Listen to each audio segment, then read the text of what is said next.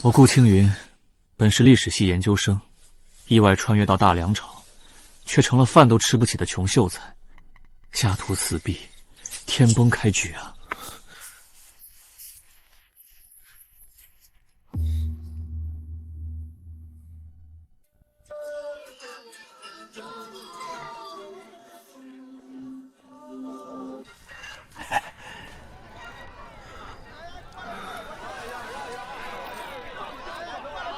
！2个，不，1个馒头。这么大个人了，就吃1个，抠搜的。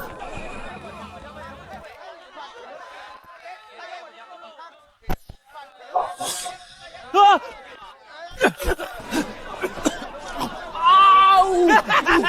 哎呦，穷秀才！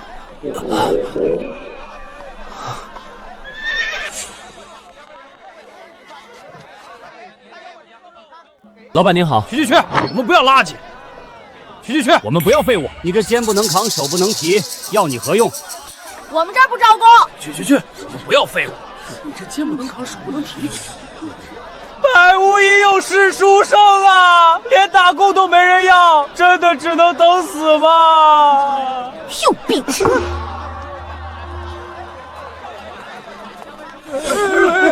老爷，谢谢老爷。老爷行行好，给点吧。谢谢老爷，谢谢老爷。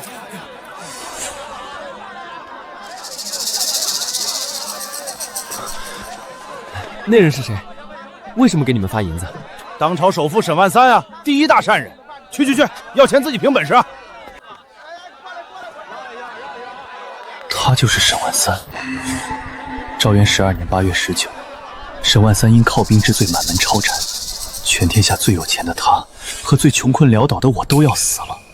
救的就是和皇帝相比，不救就是我俩相伴黄泉。但是活着才有希望。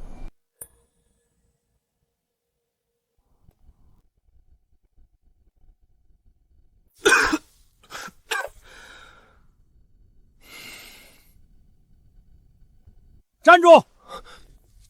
这位秀才有何贵干？在下顾青云，有10万火急之事求见沈老先生。老爷身体抱恙，不见外客。我所言之事关乎沈家满门性命，沈公一生心血，耽误片刻，天人永隔，追悔莫及。危言耸听，污蔑当朝首富，什么罪名？你应该比我清楚。来人！靠军之罪就在明日，此言可够分量。靠军之事，他如何得知？老爷向陛下表忠心是好事，罪从何在？又是个穷疯了的骗子！来人，把这胡说八道的穷秀才给我赶走！不必，顾某严禁于此。沈公一世英名，却要落得如此下场，可悲可叹。派个人远远跟着，看他家住何处，是何来路。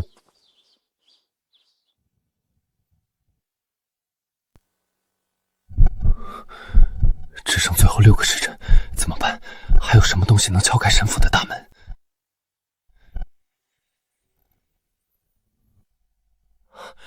琉璃！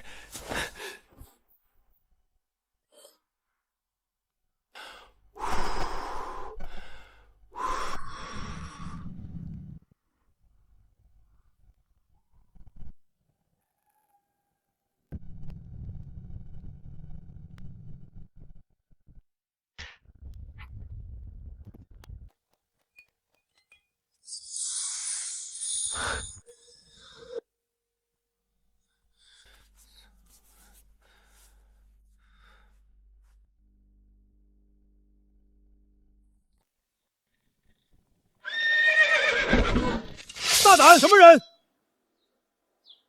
怎么回事？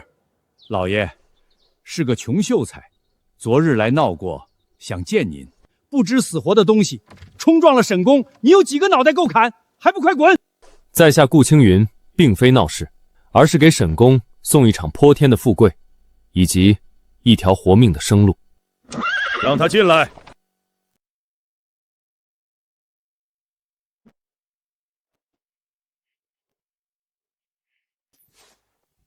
沈公，此物名为琉璃。哼，这算什么宝物？比最低等的琉璃瓦还要粗糙。咦，此物是你所知？此物虽好，却救不了沈公的命。大胆，竟敢在老爷面前胡说八道！哼，无知小儿，你可知咒我死的后果？要你的命就跟碾死蚂蚁一样。拖下去，杖毙！且慢，沈公近日是否在筹措巨款，准备犒赏3军将士？此乃绝密，你从何得知？再说了，犒军乃为国分忧，为陛下分忧，何罪之有？沈公明鉴，匹夫无罪，怀璧其罪。当今陛下布衣起兵，尸山血海里杀出的开国之君，他最看重什么？兵权和民心。犒军本无罪，罪在数量和名义。在陛下心里，何尝不是沈公借机收买军心，甚至动摇江山，伺机谋反？我没有。沈公，前路虽绝，但困兽犹斗。在下不才，为沈公想了3策，或可劫此死局。先生请讲。下策，立刻终止犒军，将所有钱财进献国库，散尽家产，回乡安养，从此闭门不出，或可保全性命。但老夫一生心血付诸东流。中策，继续犒军，但需换个由头，以太子殿下的名义，你出钱，太子出面，如此便是太子仁德，与你无干。此举虽可保一时平安，但后患无穷。将来若有风吹草动，沈家依旧是最肥的羊。上策，可使沈公财富在10年内再增10倍。可再翻10倍，何以立身？何以永保昌盛？若蒙沈公不弃，青云愿以性命相托，用毕生所学助沈公脱困，从任人宰割的富商，变成陛下身边不可或缺的近臣，名垂青史，流芳百世。老爷，不好了！应天府的差役上门了！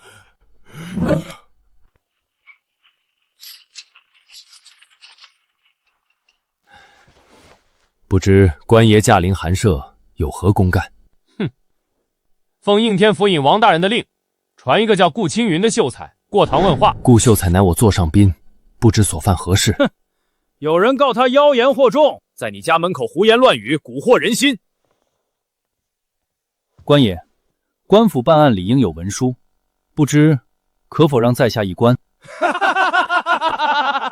老子当差这么久，头一回碰见要文书的犯人，一个穷酸秀才，看得懂公文吗？明白告诉你，老子拿的就是府尹大人的话，他的话就是王法。再敢啰嗦，先赏你20杀威棒！你们仗势欺人！哼，沈员外这是打算包庇罪犯，一同受罚。在下不才，略通律法。既官爷说府尹大人的话就是王法，那在下就更要亲眼目睹文书，学习学习府尹大人的王法和我大梁的王法究竟有何不同。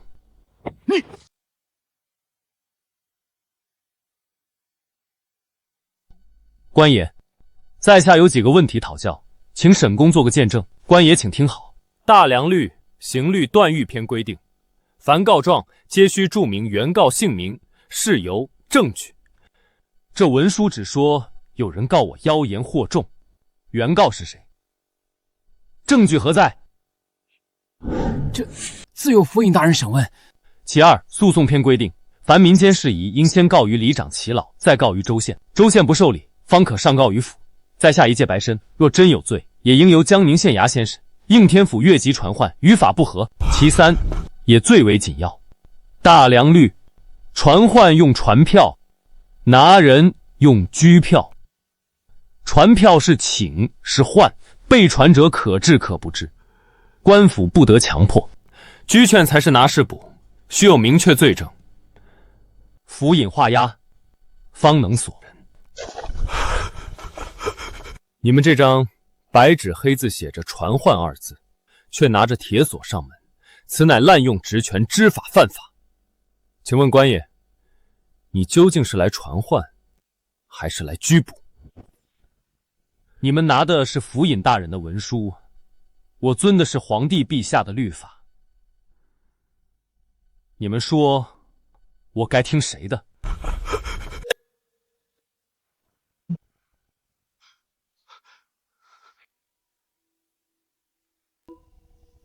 烦请转告府尹大人，要传唤或拿人，请按大良律行事，否则在下不介意去趟督察院，问问御史言官，这金陵城究竟是府尹大人说了算，还是我大良律法说了算？不敢，不敢！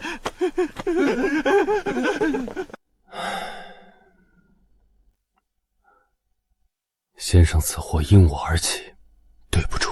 沈公客气。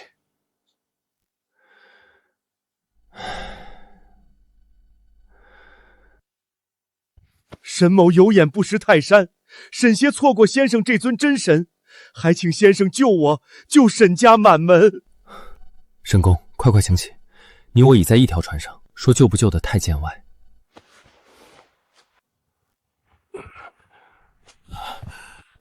先生，沈公，别叫先生了，若不嫌弃，叫我青云便好。这如何使得？怎么使不得？咱们现在是谈生意，一桩关乎身家性命的大生意，生意场上没那么多虚礼。好，那上策，老夫愿闻其详。上策其实只有一字：献。献？对，献。把沈公准备用来犒军的钱，一文不少，全都献给王庭，献给陛下。献？青云，小友，这与下策有何区别？区别大了去了。当今陛下最想要什么，又最怕什么？陛下要的是一个强盛的大梁，一支能开疆拓土、横扫天下的无敌雄狮，而他怕的是手握重权的武将拥兵自重，是富可敌国的商人图谋不轨。所以，老夫犒军是精准踩在了陛下的逆鳞上。你以为的忠心，在他看来是野心。可若换一种方式呢？我们就说沈公感念天恩，不忍见将士宿边辛苦，更不愿朝廷为军费烦忧，故而自愿捐出万贯家财，成立一个全新的衙门——军械司。军械司？对，一个不领兵、不打仗，专为大梁研发新式军备的衙门。我们要造出全天下最锋利的刀、最坚固的甲、最厉害的炮。我们造兵器、军火，比如此物，若能用精良工艺将其制成水晶般通透，便可用作千里镜，让探哨于10里之外洞察军情，必为国之重器。再比如，用这笔钱招募天下能工巧匠，改良冶铁之术，造更大更坚固能远航万里的宝船，我大梁水师何愁不能纵横四海？妙，妙啊！只是如此，我沈家数代人积攒的财富，岂不是要尽数掏空？沈公，你还是没明白。钱是活水，存在自家池塘，早晚会发臭，招惹蚊蝇。只有让它流入大梁这条江河，汇入大海，才能活水不断，奔流不息，养出一条别人夺不走的真龙。军械司成立，除了你这个又出钱又懂行的人，还有谁能管？届时陛下给你一个皇商名头，这天下能工巧匠、珍稀木料、矿山铁厂，哪一样不任你调遣？大梁、皇商，等我大梁船坚炮利，水师无敌，便可开海，去那无尽的汪洋大海上，寻找传说中的黄金之国、香料之岛。没错，开海通商才能源源不断，生生不息。青云，不，先生，就按你说的办。我沈家从今以后为先生马首是瞻，所有家财任由先生调遣。目前我们还有最致命的问题，今日差役是应天府尹王大人派来的，而这位王大人是当朝左丞相胡庸的门生，驳了他的面子，就是打了胡相的脸。我们这个惊天计划要如何绕过府衙、六部、中书省这层层阻碍，直达天庭？胡相权势滔天，自然不能硬碰硬。趴下，别动！沈员外，别来无恙啊！不知府尊大人率兵亲临，所谓何事？我沈家若犯了什么错，也该按大梁律法行事，何以如此？大梁律法，本官今日就是奉大梁律法而来。沈万三，有人举报你私藏军械，意图谋反，本官奉旨查抄，人证物证俱在，你还有何话可说？搜！有内鬼！沈万三，你的钱太多了，多到让陛下和胡相都睡不着觉啊！沈家上下尽数收押，打入诏狱，家产全部查封，反抗者格杀勿论。小子，听说你很会讲大梁律，可惜呀，这金陵城是本官的地盘，我就是律法。到了大牢，希望你的骨头也能像你的嘴一样硬。王大人，你有没有想过，这些东西是怎么进来的，又是怎么被人发现的？故弄玄虚，拖延时间，本官不吃这套，带走。你又怎么知道这出戏究竟是谁搭的台，谁才是那只待宰的羔羊？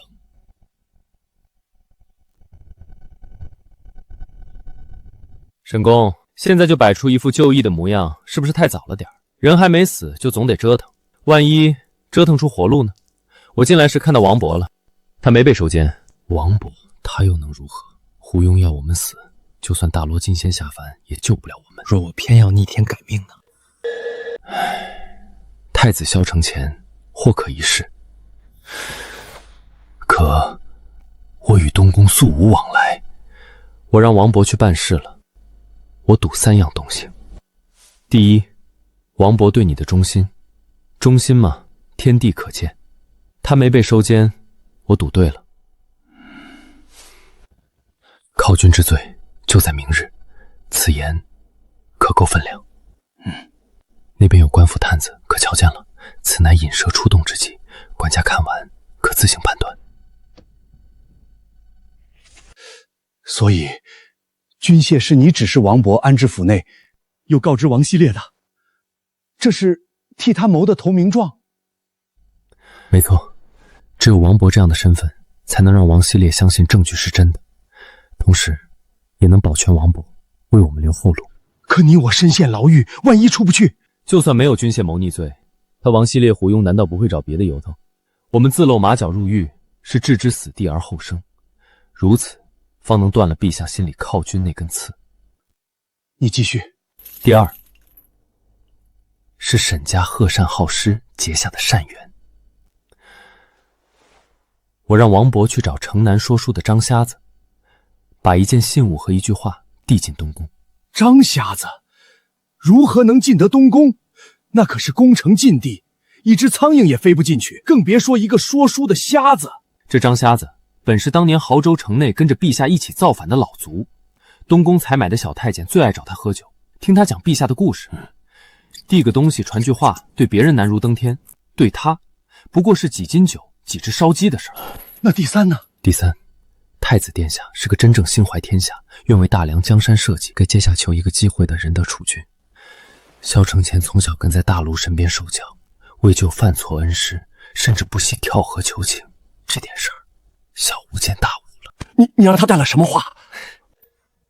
我没让他申冤求情，在谋反这顶帽子前，任何辩解都苍白无力。喊冤只会让太子觉得我们心虚，避之不及。心上只有一句话：草民顾青云有一策，可使大梁水师冠绝天下，扬帆四海，拓土万里。而那东西是我凭记忆画下的一张图。看看新式战船的龙骨结构草图。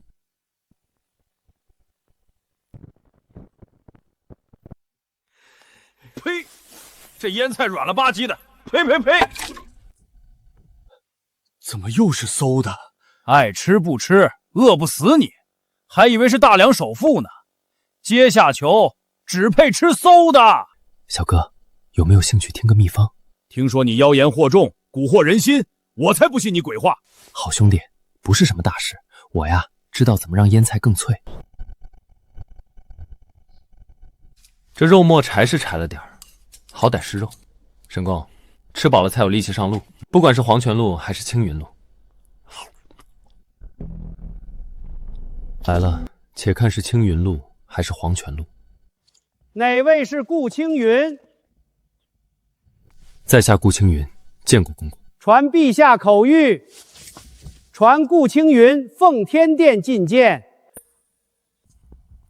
怎么是天子？东宫呢？一个被扣谋反罪的阶下囚，不是去送死吗？草民顾青云，接旨。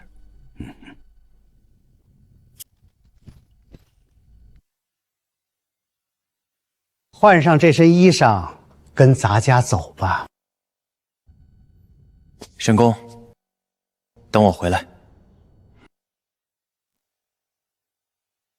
小子胆子不小，见了陛下，知道什么该说，什么不该说吗？公公，在下此去不为申冤，只为献策。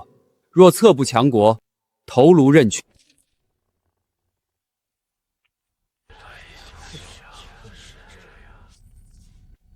你就是要给朕献策的顾青云。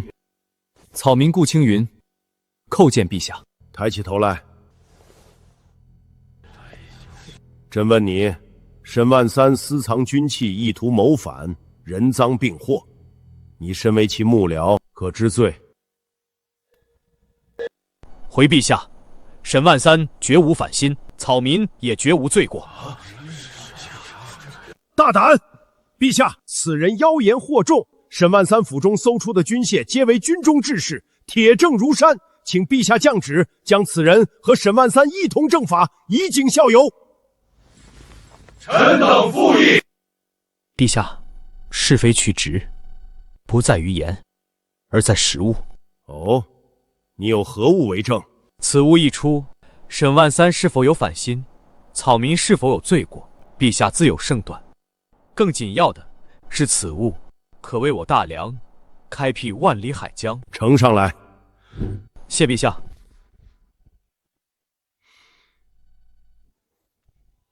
此为何物？回陛下，此船名为破浪号。草民斗胆，敢问陛下，我大梁水师如今可还受倭寇之扰？大梁浮船高大坚固，利于防守，却失之笨重，追不上倭寇快船，此其一。其二，大梁海船龙骨多为拼接，遇大风浪，船体易扭曲断裂。其三，一旦船舱触礁破损，陛下肃静，便全船进水，十死无生。你说，你的船能解决这些问题？能。陛下请看，此为一体式龙骨，通体贯穿，船身强度可抗12级风浪。再看船底，尖顶设计，吃水深，破浪快，速度远超倭寇快船。最要紧的是船舱采用水密隔舱之法，将内部分为数十个独立舱室，即使一两处破损，海水也只会灌满局部，绝不使整船沉没，大大提升将士生机。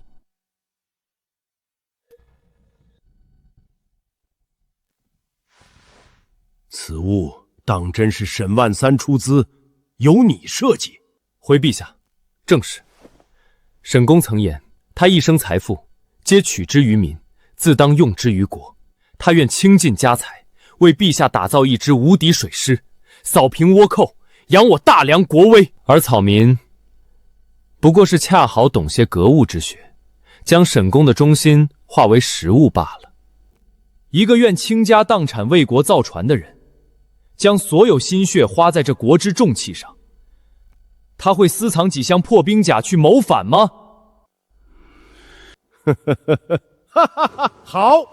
好一个倾家荡产为国造船！王希烈，你告诉朕，如此利国利民的忠臣，如此志气百出的奇才，到了你应天府，怎就成了谋反反贼？陛下息怒，臣有罪，臣有罪呀！传朕旨意，沈万三忠心可嘉，赦其无罪，赏黄金1000两，以彰其功。顾青云志计过人，献宝有功，擢为翰林院待诏，16品俸，赐保元之名，入职新设之保元局，专司传政。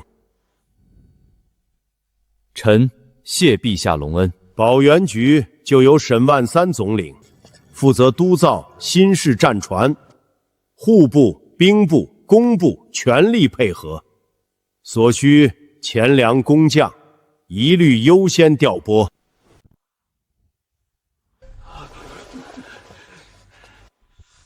好一个破浪号，好一个以海为江，以船为马，朕的江山不该只在脚下这片土地上。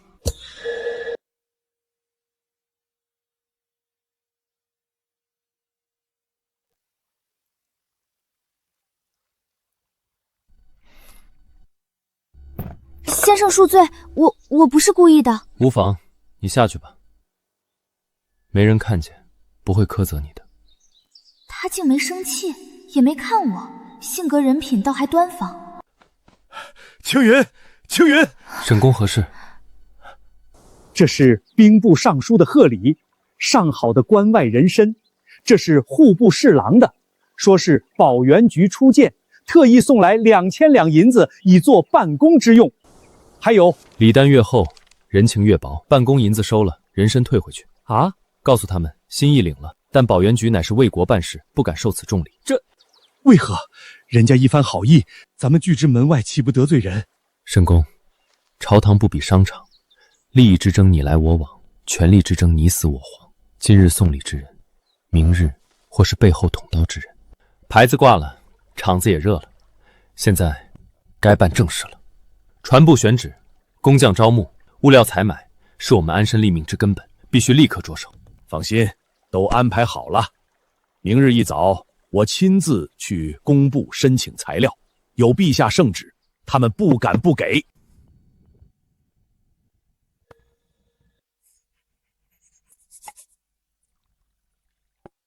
你能看懂？不，就是觉得有趣。这是建造船坞的图纸，你要感兴趣，可以学着自己设计。先生愿意教我？一个女子，一个丫鬟。女子和丫鬟怎么了？只要肯学、好学，就是好学生。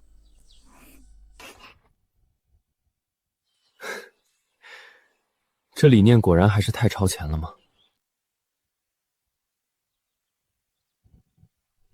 碰壁了？岂止碰壁，简直岂有此理！那工部的李郎中打得一手太极。哎呀，沈员外，您有所不知，这上好的铁商木要给戍边将士修关隘，边防大事耽误不得啊。桐油，不巧前日刚运往辽东，给水术保养战船呢。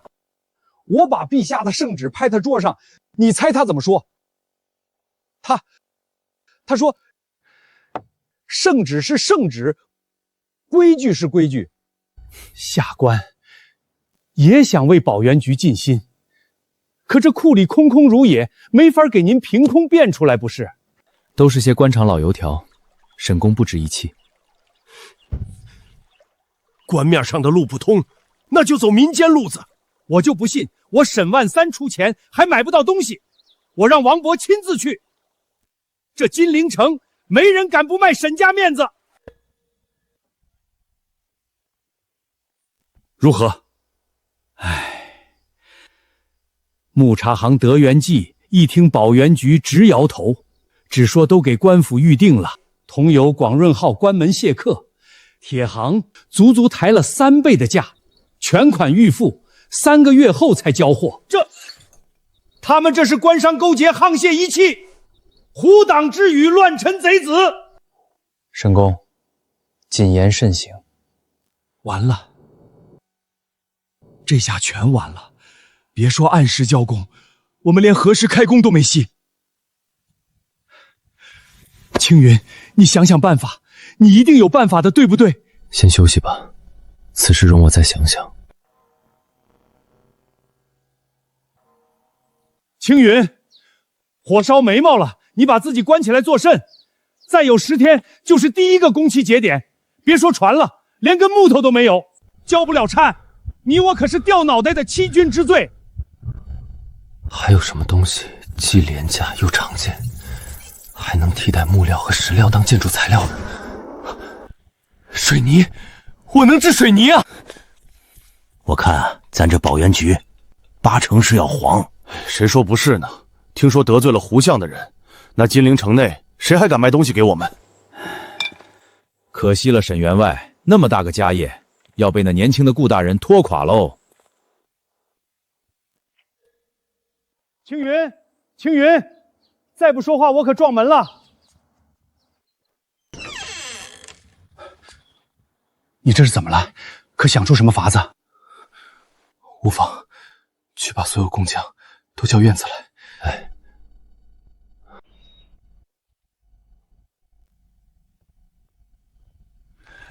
请诸位来，是想让大家见证一样东西。从今日起，我们保元局就用这东西来建造船坞。顾大人，恕老祖直言，我祖上3代都是给皇家修宫墙的，自小跟家父学艺，玩了一辈子石头泥巴，什么样的胶泥石灰，老朽一清二楚。可您这东西既无粘性，又无土性，松散如沙，如何能承重？用此物造船坞，莫说是停泊战船，怕是风一吹就塌了。此非儿戏，乃是拿我大梁国本开玩笑，更是拿我们工匠的性命开玩笑。对，鲁师傅说的对，鲁师傅说的对，外行指挥内行，迟早要出事。对，什么保元局，我看就是胡搞局，这么下去还不如解散。对，鲁师傅说的在理，光说不练假把式，我也不争辩。不如咱们就地一试，若不成，我顾青云当着大家的面把这袋神仙土吃了。若是成了，还望鲁师傅和各位能信我一次。哼，好，那老朽今日就开开眼。停，水够了，就这样慢慢讲。这泥也太稀了吧，和粥一样，怎么砌墙？就是连点粘劲儿都没有，砖头放上去不得滑下来啊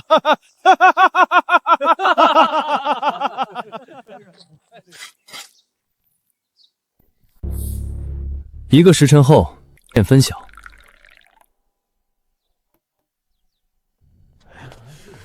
鲁师傅，请吧。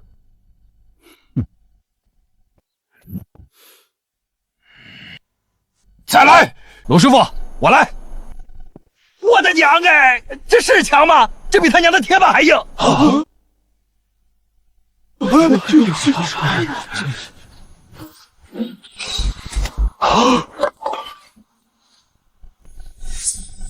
顾公子，老朽砌了一辈子墙，今天才知道墙原来还能这么砌。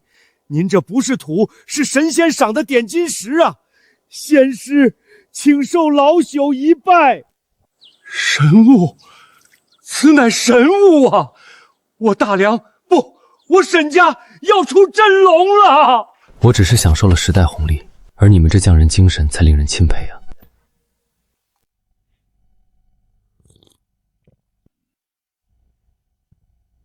大人，保元局用那神仙土，1日之内就完成了地基浇筑，照这势头，不出半月就能造出石头船坞了。据说那东西比青石还硬。哼，妖术惑众，哗众取宠，去查。本官倒要看看，他能玩出什么花样。大人。这就是那神仙土制成的东西。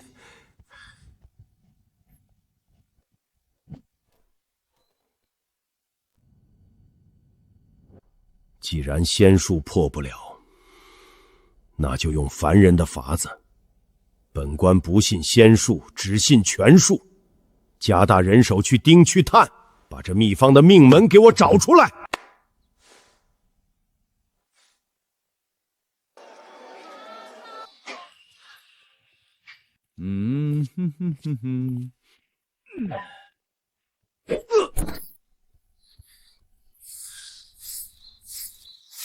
先生，这是我跟您学着画的设计图，请先生指教。难得你有如此天赋，画得很好，只是比例不对。我给你一本建造手记，你可自行研究，有任何不懂的，随时来找我。好，多谢先生，这是谢礼。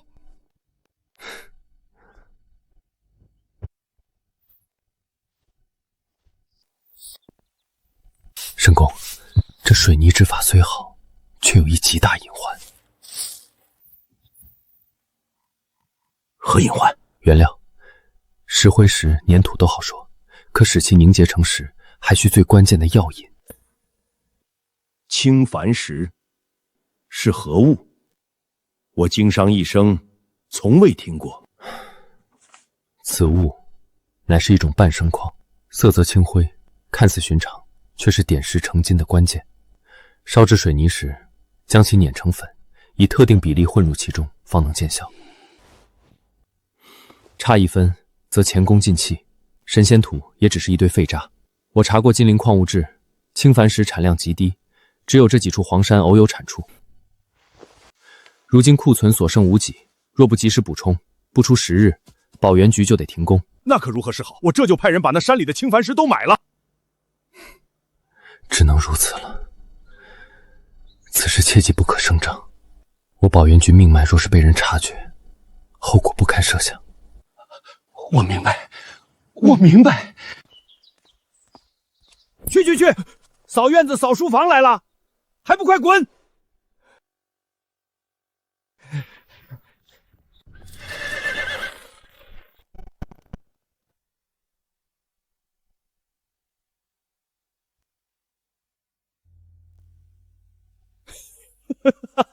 青矾石命脉，好一个命脉！顾青云啊，顾青云，你千算万算，终究还是自己漏了命门。大人，那几座荒山中最大的一座，恰处在张主事家的田庄地界内。传令给张主事，立刻封山，所有青矾石1两都不许卖给保原局，就说官府要用。啊？哼，那他们若是来问，问，让他们来求。本官倒要看看他沈万参的银子能不能买得动我手里的石头。去，派人告诉胡相，就说鱼已经入网了。青云，那青矾石当真？沈公，这世上根本没有什么青矾石啊！所谓的青矾石，就是路边最寻常的石头。我不过是给他换了个名字，再编了个故事罢了。可他们若是拿着石头去试，不会。因为他们太过相信自己得到的情报，也太高估自己的手段，在他们眼里这是我的死穴，他们只会想着如何用死穴拿捏我，而不是去验证死穴是真是假。贪婪会让人变得愚蠢，而愚蠢的敌人最好对付。老爷先生成了。应天府张主事家的马车出城了，那方向正是城郊矿山。沈公，对付恶狼最好的办法，不是用棍子把他打跑，而是在一块肥肉里下好毒，等他自己扑上来。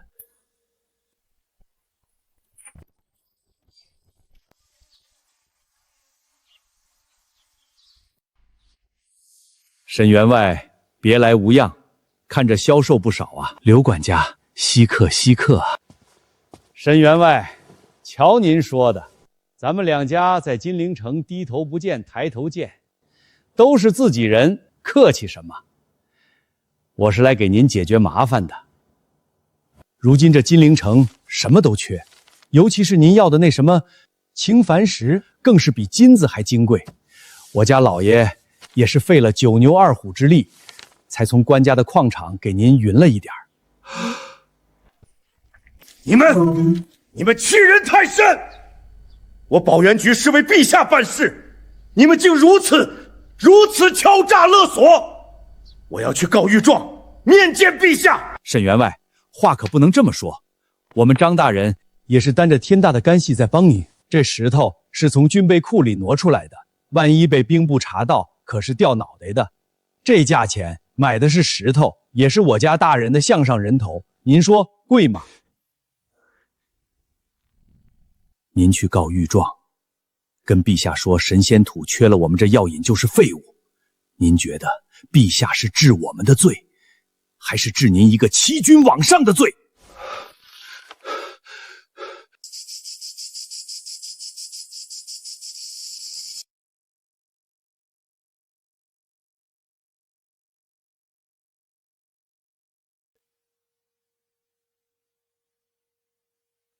成交，10倍就10倍。老爷，您这又是何苦？演戏啊！青云这小子简直不是人，他怎么就算到那帮孙子会说出这种话，做出这种事儿来的？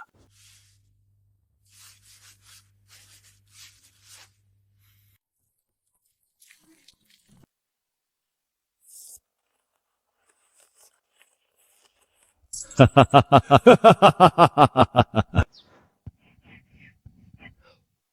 顾代诏白衣入殿，献宝船智退奸臣。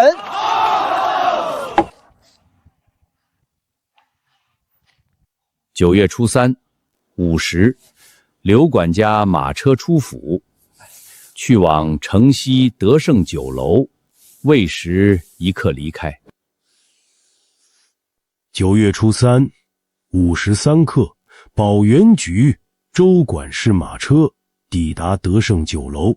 9月初5申时，张主事车队出城，板车12辆，目的地城郊西山采石场。张主事初6辰时，保元局账房支取白银1万两，与西山采石场交接。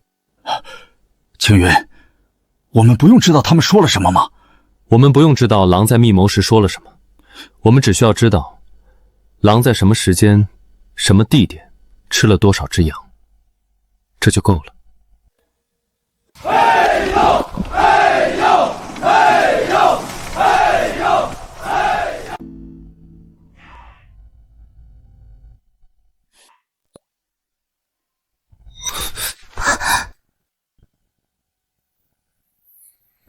青云，你在吗？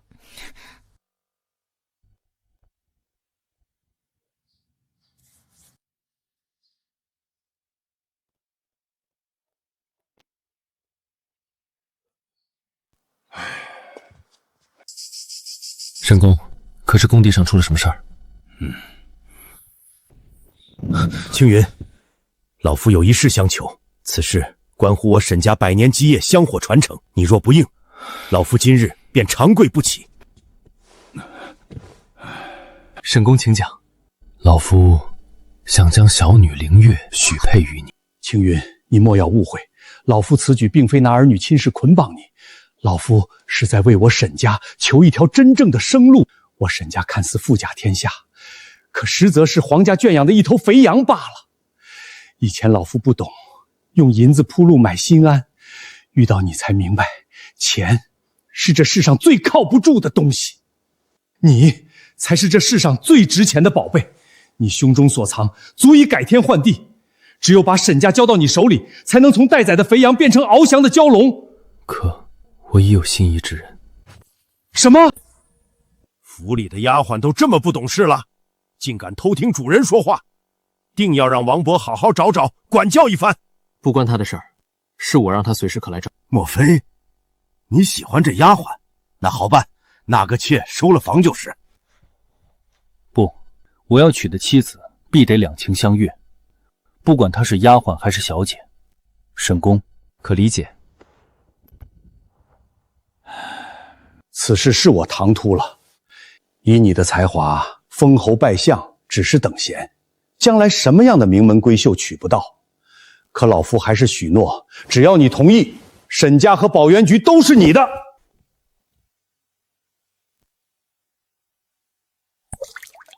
受欺负了，给我说说。你为什么不想娶我家小姐？她哪里比不上你心上人？你家小姐我虽没见过，却也听闻是金陵第一才女，样貌出众。那你为何不肯？她比我家小姐还好看？是，她在我心里是最好看的。你做什么？放开我！你还不明白吗？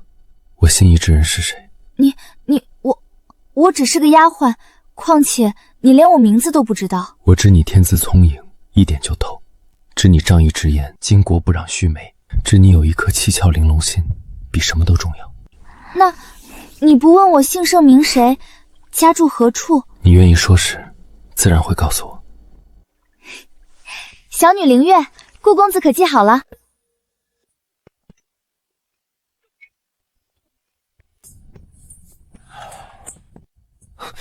青云，出什么事了？这么着急？莫不是那王大人？我要见凌月，烦请沈公成全。好，好啊！你想通了，老夫这就安排。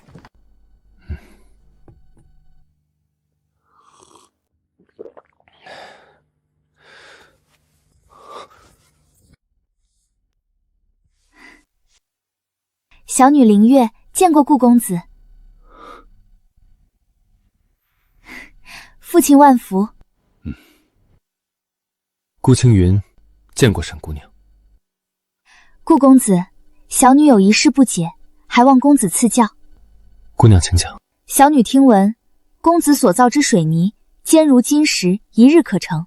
有此神物，为何保元局的船渡不直接浇筑一体，反而要先分段浇筑，再行拼接，岂非耗时耗力，多此一举？看来沈公没少跟姑娘提保元局之事。凌月虽是女子，却也饱读诗书，不输任何男子。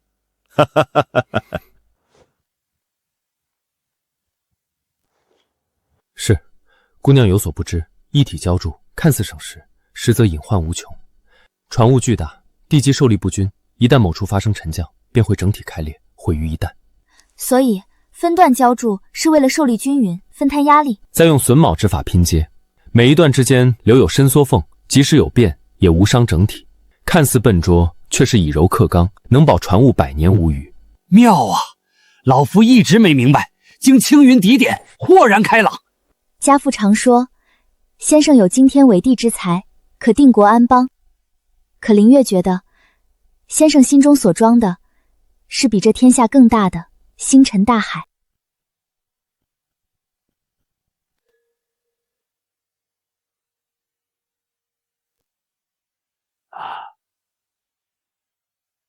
老爷，这是金陵城最有名的张媒婆。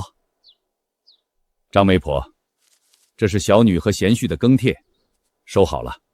我沈家和顾家这门亲，你可得好好说，重重有赏。沈老爷您放心，有您亲自出马，这一趟必将保元局顾代酒和大小姐的婚事说成。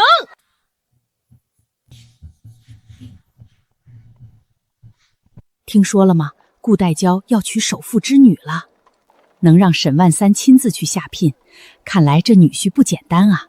说是娶亲，其实就是入赘，不过能入赘首富家，也算那小子捡了便宜。名利美人，一步登天。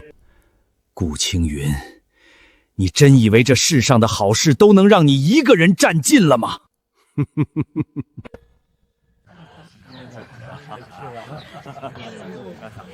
吉时到！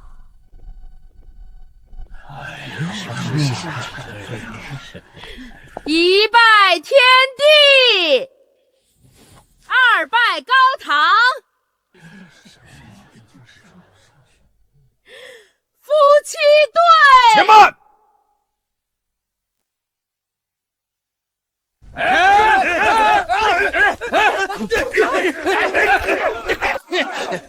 姓顾的，你这个骗财骗色的白眼狼，你还有脸在这里成亲啊？哎呦，这反了，反了天了！来人，把这群泼迷无赖打出去！大人，沈家仗势欺人，杀人灭口了！我们就是来讨个公道，你们就要我们的命啊！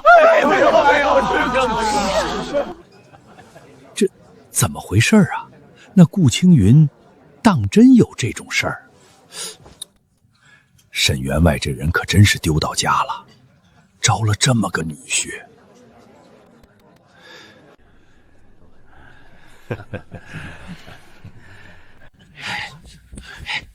哎，你个吃软饭的小白脸儿，骗了我妹妹身子，又卷走我家银子，跑来攀附沈家这高枝。今天你要不给我个说法，我就一头撞死在沈家大门上！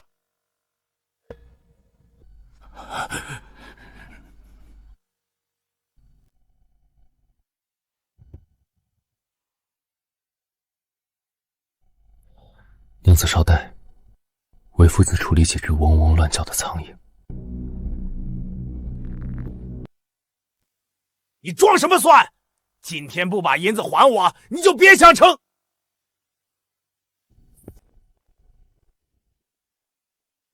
公子，保元局护卫队奉命前来，请公子示下。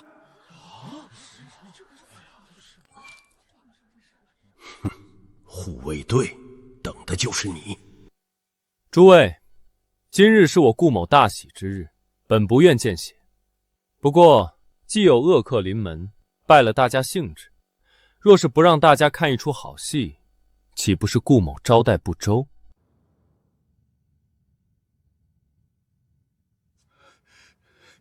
你们想干什么？光天化日，朗朗乾坤，我们是苦主，是来讨公道的，你们还想杀人灭口不成？清出去！遵命，动手！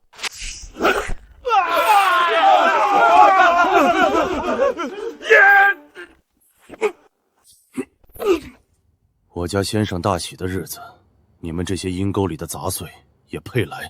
下辈子投个好胎吧！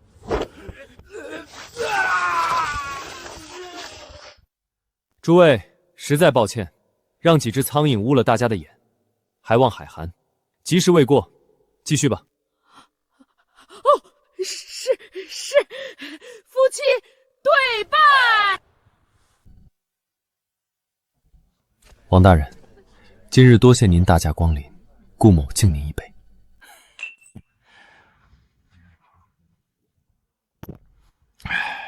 对了，王大人，这苍蝇拍完了，人就容易犯困。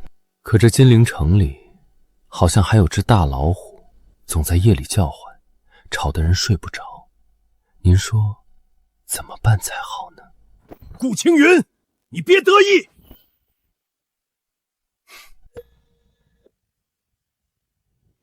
陛下，臣有本要奏。准。臣要弹劾翰林院代诏顾青云。此人虽有献宝之功，却恃宠而骄，目无法纪。哦，昨日其大婚，有良民因旧日纠纷上门理论，他非但不调解，反纵容其私蓄的恶奴伤人，其恶奴更是将人打成重伤，数名手无寸铁的百姓被打断手脚，抛尸街头，私设武装，残害良民，与乱臣贼子何异？臣怀疑其名为保元局，实为一处私藏兵甲、网罗亡命之徒的贼巢。请陛下彻查，将顾青云下狱问罪，以正国法，以安民心。臣等附议。回陛下，王大人所言，臣认。昨日惊扰宾客，败坏朝廷体面，臣甘愿受罚。但臣也有本要奏，关乎我大梁国库、朝廷法度，更关乎社稷安危。陛下，昨日闯我婚礼者，是为私仇；今日刨食国家者，是为国贼。私仇可暂缓，国贼必先除。一派胡言！你分明是混淆视听。是不是混淆视听？陛下自有圣断，请陛下允许臣献上一份贺礼。此礼一出，谁是忠良，谁是国贼，陛下一目了然。呈上来。陛下，此乃保元局成立以来关于清凡石的全部采买账目。昭元12年9月初3，保元局采买州管事于城西德胜酒楼与工部余衡司主事张德旺之管家刘三商议采买清凡石一事。9月初5，申时，张主事名下车队自西山采石场运送清凡石12车，以市价10倍，收取白银1万两。你血口喷人！本官从未听过什么清凡石，这是污蔑，是构陷！陛下请看，这是金陵城交鱼图，红线标注的，是张主事车队的运送路线。这些黑点是银货交易地点。此外，刘管家以及车队10名车夫都已招供画押，人证物证俱在。陛下，臣有罪。工部郎中李元扣押保元局铁料，再通过其7地之商行，以3倍价格倒卖给保元局，获利3万两。户部赵谦拖欠薪俸，私放印钱。陛下，这些蛀虫敢如此明目张胆侵吞国库，皆因他们背后有一只更大的手在为他们撑腰，替他们分赃，而赃款70%以上都通过各种钱庄、当铺汇入了一个地方——应天府尹王希烈大人的府邸。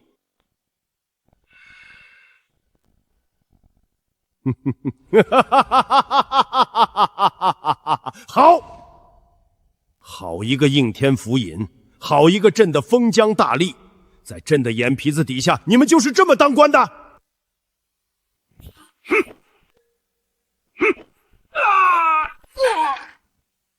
朕让你们治理地方，你们就给朕治理出一窝一窝的硕鼠；朕让你们体恤百姓，你们就趴在百姓身上喝血吃肉。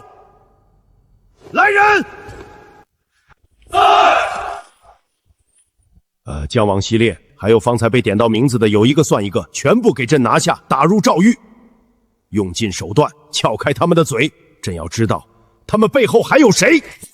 遵旨，陛下饶命！陛下饶命！臣冤枉，臣是被人陷害的。顾青云，你不得好死，不得好死！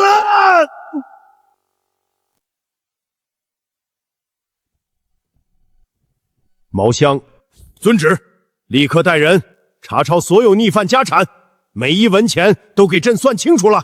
朕要看看这些年他们到底从我大梁身上挖了多少肉。遵旨。姑爷，咱们怕是惹上了更大的麻烦。那胡相不是大麻烦，一直都在等着咱们杀到他面前。陛下，臣奉旨查抄复命，这是清单。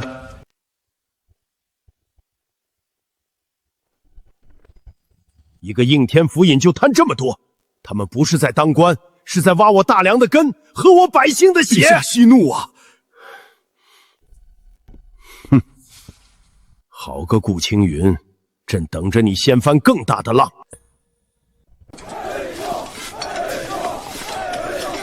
黑甲卫查抄王希烈及党友，户部去清点对账，眼珠子都红了。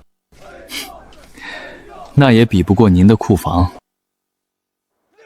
说正经的，咱们让胡庸折了这么大个臂膀，你接下来怎么打算呢？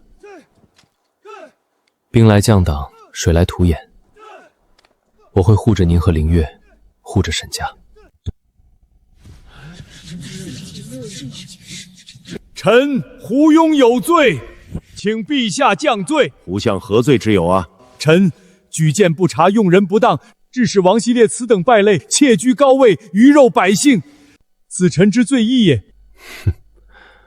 老狐狸，装模作样，以退为进。未能及时洞察奸佞，使朝廷法度沦为贪官谋利之工具，此臣之罪二也。臣有负陛下天恩，有负万民所托。臣恳请陛下革去臣的相位，将臣打入天牢，与王希烈同罪，凭名分正国法。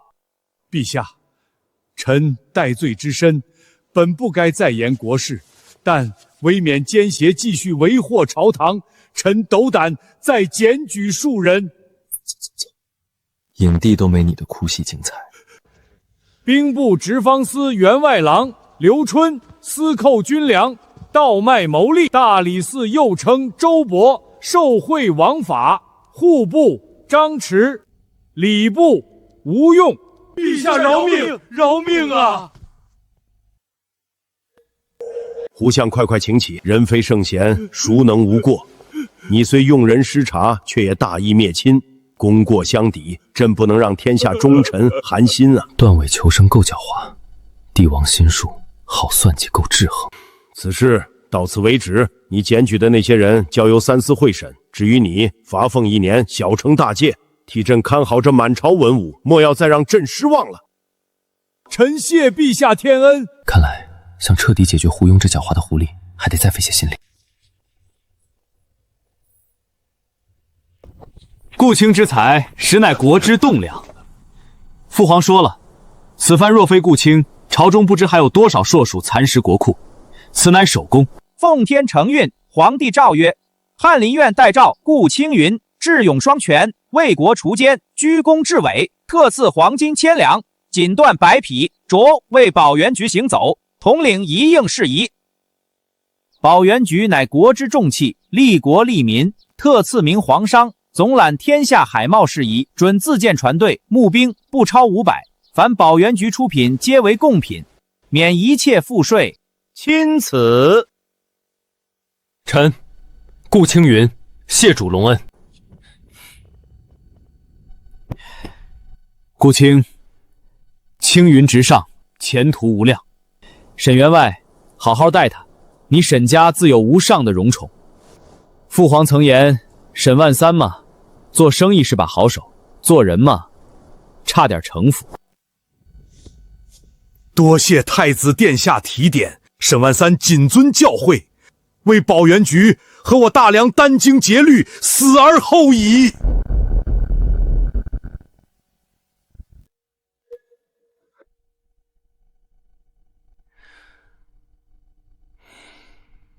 夫君，今日太子殿下亲临，满城文武都在看着，你可是我们沈家100年来最大的风光了。什么沈家顾家，以后都只有我们一个家。夫君，今日之赏虽是天恩，可我总觉得不安。哦，为何不安？木秀于林，风必摧之。如今你声望渐隆，得陛下如此重用，怕是成了胡相的眼中钉、肉中刺。我怕他胡庸是猛虎，你夫君我也不是绵羊。凌月、贤婿，你们睡了吗？岳父大人请进。这是江南的商业势力分部督，苏州范氏绸缎庄，年入30万两，工部侍郎吴成主控。扬州四海盐场，垄断淮盐3成，实为胡庸7地产业。杭州通达漕运，掌控运河7成船只。盐、茶、丝绸、漕运，江南赚钱的行当有7成都在他胡庸手里。这盐业是他的命根子，用来喂养朝中党羽、网罗地方势力的金山银山。老夫年轻时也想插手盐业，结果刚出海就遇海盗，船货两空。上岸后还因贩卖私盐的罪名被抓进大狱。所以岳父大人是想动他的盐？不，老夫思虑良久，花了半辈子的心血摸清这张网，就是希望你避开他和他的党羽。这块铁板我们碰不得，也碰不起啊。可他若不让我们避，反而以这张网将沈家产业慢慢蚕食呢？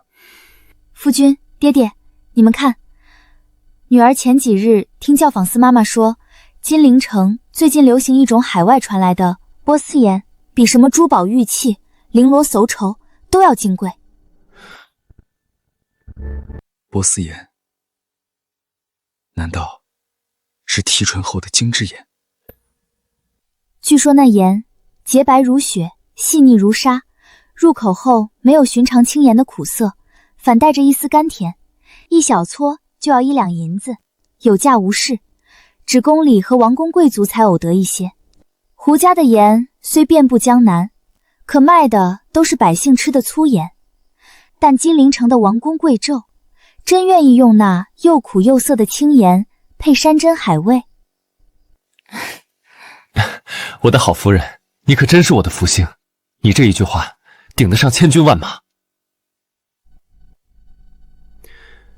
你们说的都没错，胡庸的盐业是铁板一块，我们为什么要跟他硬碰硬？他做存量市场，我们就去创造一个全新的增量市场。那我们去贩卖这波斯盐。从今天起，我们保原局要推出一种全新的自制盐，洁白如雪，毫无苦涩味的精盐。雪花盐？雪花盐？我们不跟胡家抢渠道、抢客户，我们的盐只卖2种人。难道你想专供贵族？是。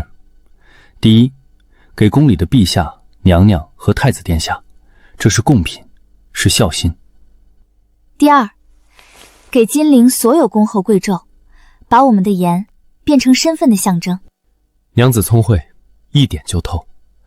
我要让雪花盐成为金陵的风尚和潮流，让达官贵人以吃我们的盐为荣，吃胡家的盐为耻。如此，胡庸的盐卖的再多，也只是蝇头小利，而我们只做最顶层人群的生意，赚走的却是最大头的利润。等我们赚够银子，站稳脚跟，再慢慢去撬他的网，断他的线，那时谁胜谁负可就不好说了。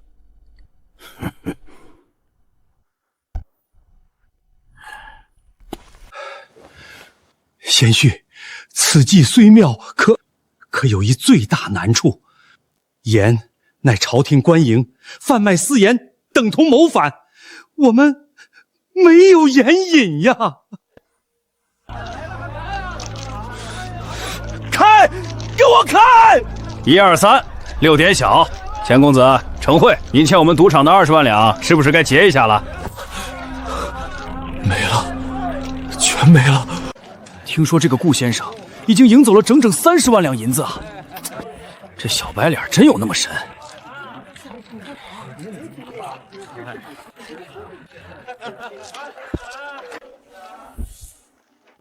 钱公子，节哀。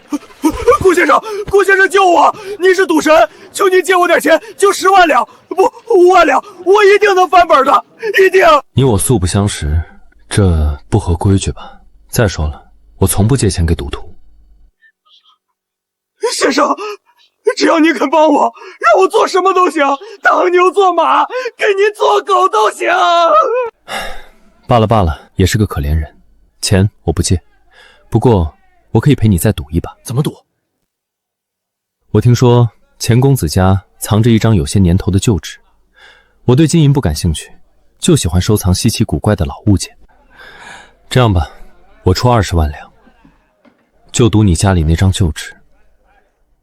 你赢了，拿走银子；若输了，那旧纸便归我，如何？先生说的是哪一张？好像是跟你家盐铺生意有关的一张许可文书吧。我听说那印章挺别致，想拿来把玩把玩。盐引，好，就这么定了。东西我拿来了，我们赌什么？老板，借你的骰盅一用，咱们不搞花里胡哨的，就一把，比大小，如何？好。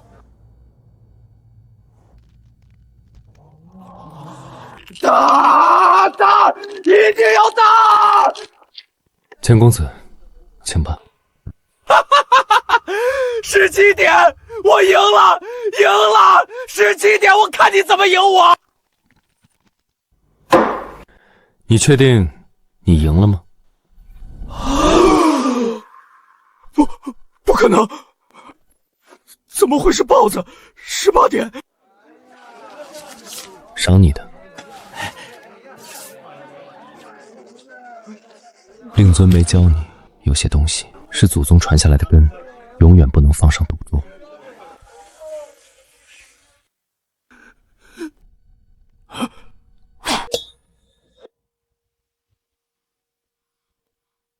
注意盐和水的比例。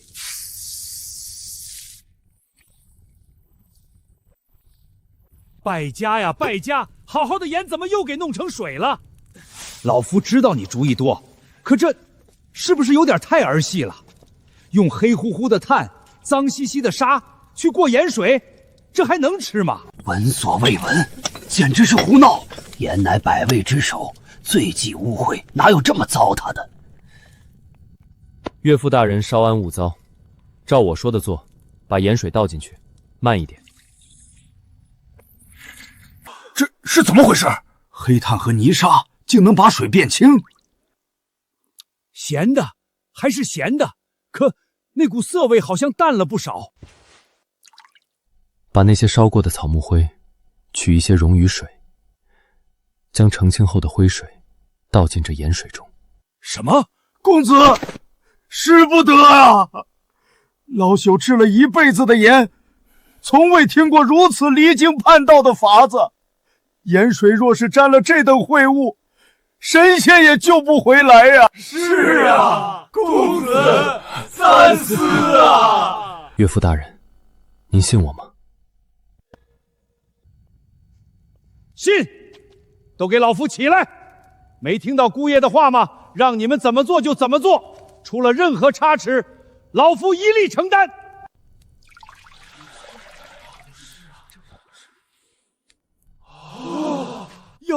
妖术，贤婿，这是何道理？以毒攻毒罢了，也叫化学反应。什么是化学反应？盐水中的苦涩之味，源于一些看不见的杂质，而草木灰水刚好能把这杂质化作能看见的陈旧物，如此彻底分离。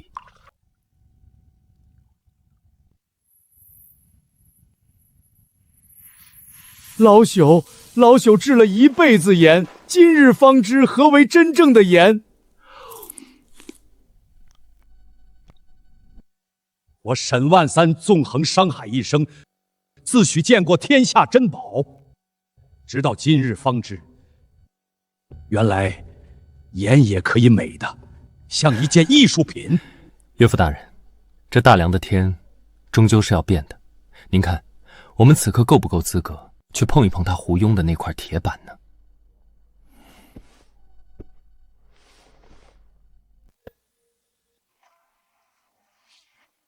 皇家贡品，他沈万三疯了不成？私自冠上皇家二字，嫌命长了。前几日招了个新女婿，把脑子给招糊涂了，盐就是盐，还能玩出花来。等着瞧吧，沈家这次不栽个大跟头，我名字倒过来写。盐这行当水深着呢，哪儿是他一个外行能碰的？诸位，今日小店开张，不卖东西，先给大家看个稀奇。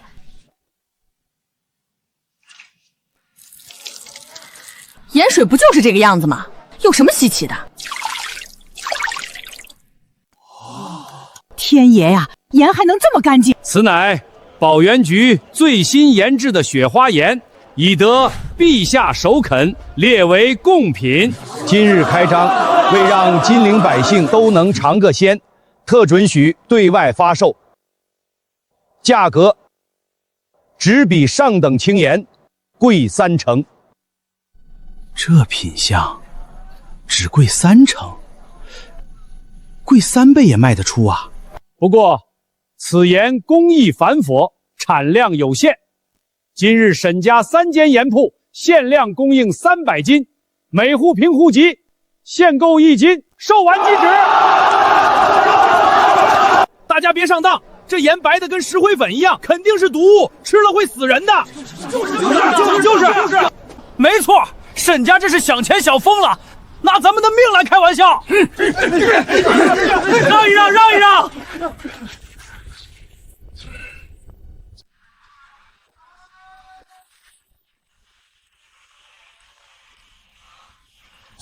当真是神物啊！此盐入菜，非但没有苦涩，反而能激发食材本身的鲜味。有了此盐，我醉仙楼的菜品可再上一个台阶。我德月楼从今日起只用雪花盐，有多少我们收多少。天香阁也是。杜先生，这顾青云和沈万三以皇家贡品雪花盐的旗号搞限购，这是要断我们的根呐！我那金陵的盐铺已被逼得走投无路了。慌什么？金陵城终究是太小了，它能掀起一点浪花，却翻不了江南这片海。传我的话，明日起，江南所有的盐场停产，所有的漕运封锁。我倒要看看他那点雪花盐能卖几天。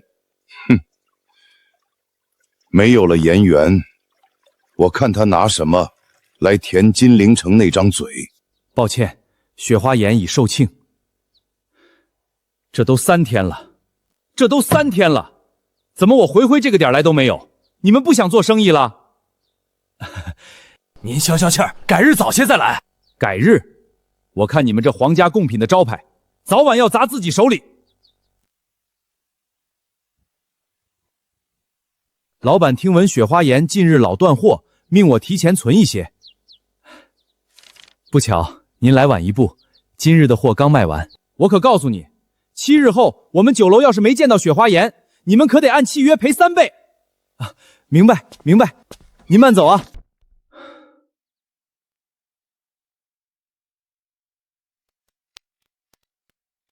老爷、姑爷，咱们又断货了，好多客人生气，我怕他们以后都不来了。还有天香楼7日后要求送货上门。别急，等货源到了，产量就能跟上了。王伯呢？怎么还没回来？老爷，我们派去江南采买的人一个都没回来。湖广的呢？人倒是回了，可个个被打得鼻青脸肿，一点货没有。宫里，陛下的贡品若是断了，我们的头也保不住了。杜先生，您这招釜底抽薪，实在是高。那顾青云就算有3头6臂，能点石成金，难不成还能凭空变出盐来？没有咱们手里的原盐，他那雪花盐就是个屁。事情办得如何了？先生放心，江南72家盐场都打过招呼了，谁敢卖1粒盐给沈家，就是跟整个江南盐帮过不去，必断他盐路，在江南再无立足之地。干得不错，沈家的人都处理干净了。是，断手断脚，送回金陵了。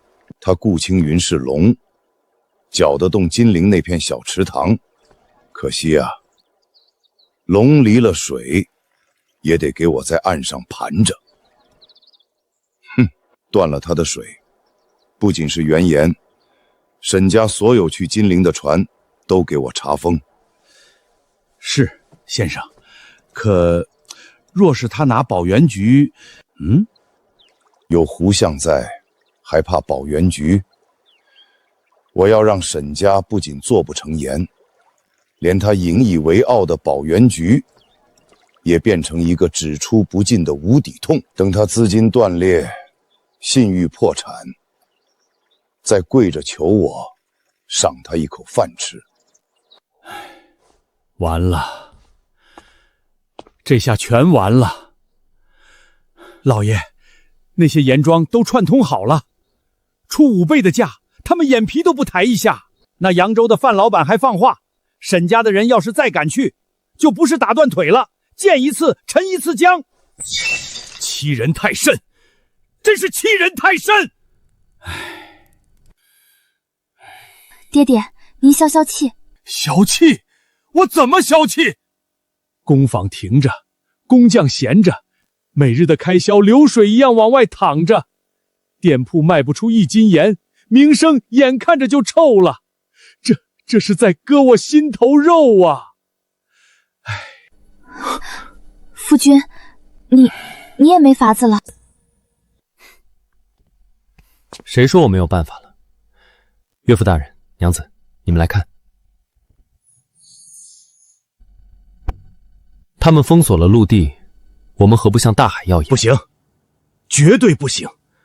海盐，老夫不是没试过，得在海边圈出大片盐田，靠着日头一点点晒，耗时耗力，10天半月都未必出盐，叫滩涂日晒法。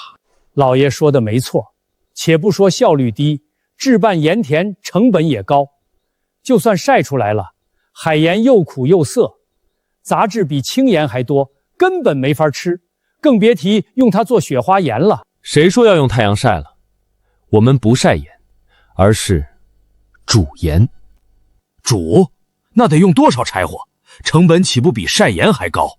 收购或租赁一批海船，再从附近乃至山西、河南买煤买炭，在船上架设大铁锅和煤炉，整个船队就是移动的海上煮盐坊。这法子可行，煤炭比柴火耐烧，深海的水更干净，浓度更高，只要熬出盐露，再运回岸上，那一船的盐露能提炼多少雪花盐？效率是不是滩涂日晒的10倍100倍？他胡庸能封锁江南陆路，难道还能封了这无边无际的大海？可是，贤婿，这得花多少银子？买船、买煤、雇人，简直是在烧钱呐！万一不成，没有万一。岳父大人，您算一笔账，我们绕开了最贵的土地成本，绕开胡庸控制的盐场和官僚，直接从无主的大海里拿走我们想要的东西。我们的成本只有船、煤和人工，但利润是整个金陵城乃至大梁的顶级市场。这是一场豪赌，我们彻底摆脱胡庸的掣肘，龙归大海。赌输了，大不了我陪你一起回乡下种田。好，赌了！他娘的，老夫这辈子什么没经历过？不就是烧银子吗？我沈家什么都缺，就是不缺银子。家当全给你，放手去干！他们以为封锁了河流，我们就无水可用，殊不知我们真正的源头是这片无尽的大海。天不赐我，我便取之。半个月了，金陵城里沈家那狗屁的雪花盐铺子，连个鬼影子都见不着。我听说啊，沈万三那老东西急得都病倒了。活该！一个卖绸缎的，也敢来咱们碗里抢食，不知死活！还是杜先生高明啊，一招釜底抽薪，直接把那姓顾的小子打回原形。我听说保原局的船务也停工了，没钱了吗？诸位，沈家倒下是迟早的事，我们现在该议一议他沈家的铺子、人手，还有保原局的份子该如何分配了。不好了，各位老爷，不好了！嚎的什么丧？天塌下来了不成？天真的要塌了！金陵800里急报。哼，开张就开张，有什么大不了的？可是他们的雪花盐不卖钱了。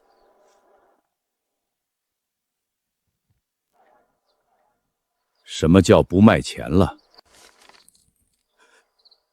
他们的雪花盐只卖30文一斤了，是我们卖最劣等轻盐的价格。不可能，绝对不可能！他哪来的盐？就是把沈万三那老东西拿去熬，也熬不出这么多盐来。这是虚张声势。报，沈家3家店铺1个时辰内存盐告清。这报，沈家宣布明日起在金陵城增开10家分店，雪花盐管够。报，保原局船队归港，数10艘大船满载而归，港口沿线回禀，船上拉的全是高浓度盐卤。京华时报创刊啦！号外，最新揭秘，你吃的每一粒盐背后都藏着带血的利润。1斤上好的青盐，真实成本不超20文，盐商售价却为3倍、4倍，甚至5倍。卖爆！江南盐商联盟通过垄断经营、操纵盐价，在过去数十年，从我们每一个人口袋里掏走了数倍于成本的血汗钱。天爷，这些天杀的盐商，1斤盐竟然赚我们这么多钱！唉，怪不得我们家一年到头累死累活，连买盐都要省着吃。原来银子全进了黑心烂废的狗东西手里了。抵制他们！抵制！不买他们的盐，不做帮凶！杜先生，我们的资金断裂，债主已经上门，求您再想想办法。先生，救救我们！盐铺关门，没有活路了！都给我滚！沈万三、顾青云，胡相迟早会要你们付出100倍、1000倍的代价。贤婿，神了，真是神了！我们这哪是在卖盐，简直是在印银票啊！夫君，我们赢了。这只是开始。商业的最高境界，不是赚取最多的利润，而是制定规则，赢得人心。得人心者，方能得天下。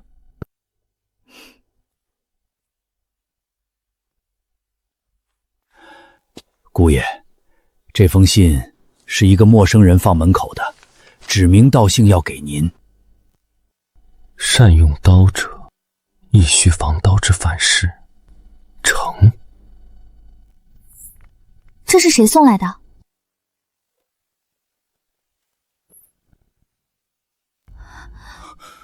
爹爹，您怎么了？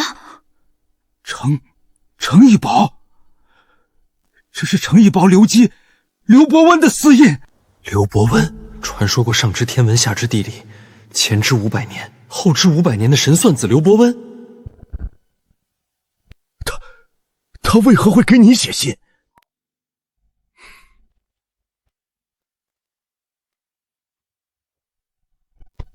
岳父大人，烦请备车，备一份厚礼，我要去一趟青田。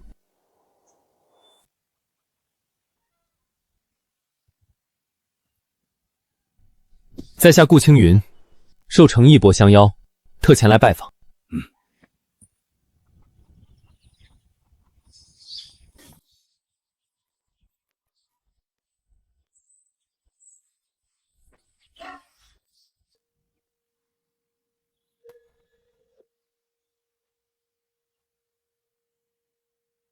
晚生顾青云，拜见程义伯。呵呵，什么伯不伯的，就是个快入土的庄稼汉罢了。你就是那个用30文1斤的盐，搅得整个江南天翻地覆的后生。胆子不小，手段也够狠。哼，晚生不敢，只是想让百姓吃上便宜的盐罢了。是啊，让百姓吃便宜盐。可天底下最怕的就是有人想让百姓过得太好，因为那样就显得有些人太坏了。会下棋吗？略懂一二。那便陪我这个老头子下一盘吧。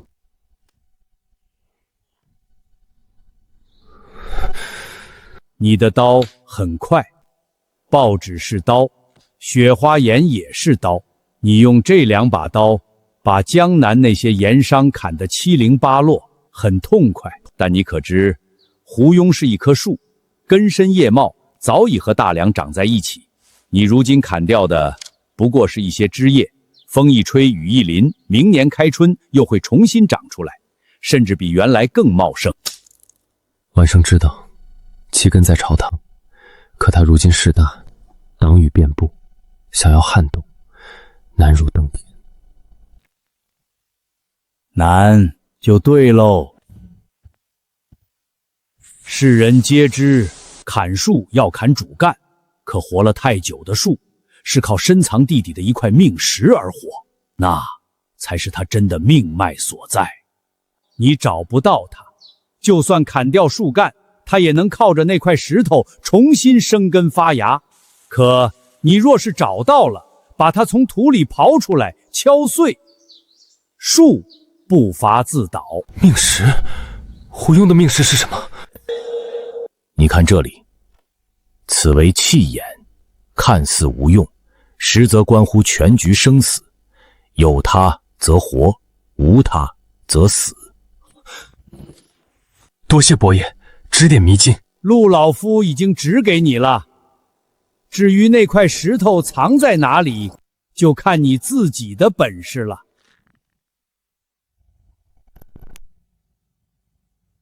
众卿若无事可奏，陛下，讲。臣有本要奏。臣要弹劾保元局行走顾青云，其罪一，以沈家商贾之身，凭奇技淫巧，垄断江南盐业，为一己私利，悍然发动价格战，致使江南盐场百不存一，万千盐工流离失所，此乃与民争利，动摇国本。父皇，儿臣请奏。顾青云他……余清，接着说。其罪二，私办《京华时报》，以纸为器，行妖言惑众之事。此刊所登，或坊间奇闻，或验枪画本，更有甚者，竟妄议言价，煽动民心。陛下，顾青云左手控盐业之力，右手掌舆论之气，上能惑君，下能乱民。此等奸佞，若不严惩，恐危及朝纲，乱我大梁之根基啊！陛下，父皇不能仅听一家之言啊！儿臣恳求准顾青云辩言。哼，你以为得民心者得天下，可这天下是天子的天下，得了民心，失了君心，我看你拿什么跟我斗？此事朕知道了。着黑甲卫彻查保元局及《京华时报》一应事宜，查明后再做定夺。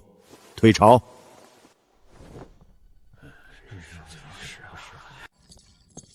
顾大人，太子殿下有请。微臣多谢太子殿下仗义直言。免礼。你实话告诉本宫，胡庸和于洪这招诛心之计，你打算如何应对？没打算应对。没打算？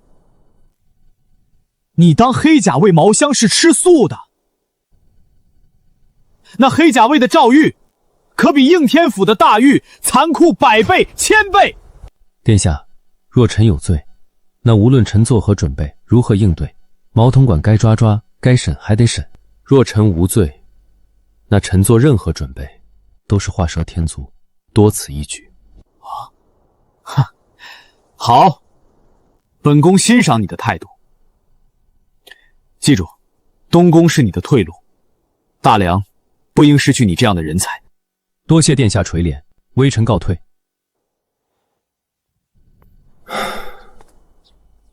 能不能掰断胡庸这根肉中刺，全看你了。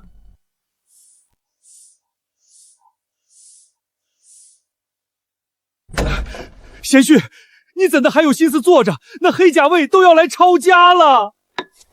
爹爹，陛下只是让彻查，您别自己吓自己。是，可胡庸在商场上栽了这么大个跟头，不会轻易放过我们的。唉，也怨我，当时一拍脑门就被说动了，没能拦住青云。爹，您当初将沈家托付给夫君，我们既沾了夫君光耀门楣的光，也该做好同进同退的准备。是，商场上的明枪暗箭，老夫从来不惧。可这一次，我们的对手是整个大梁的官僚体系，是高高在上的皇权。岳父、娘子，喝口茶，暖暖身子。想用朝堂的规矩杀我，可他好像忘了，现在这金陵城谁说了算，已经不是他胡庸能定的。